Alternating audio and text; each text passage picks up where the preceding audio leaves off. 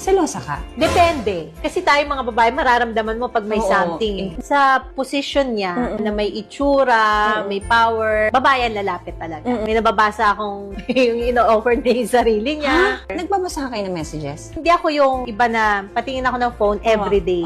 Pag Every other day. Seasonal. Hindi, sa akin na ano lang yan. Biglaan. Patingin lang ng Batas phone. talaga si Sancha.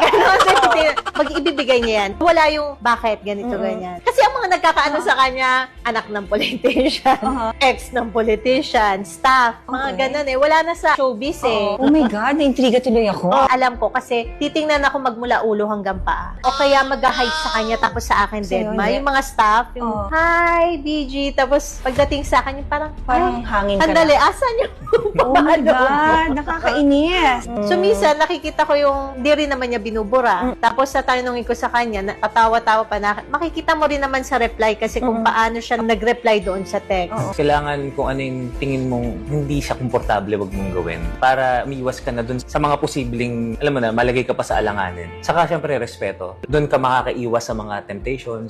Selosa ka? Depende. Kasi tayo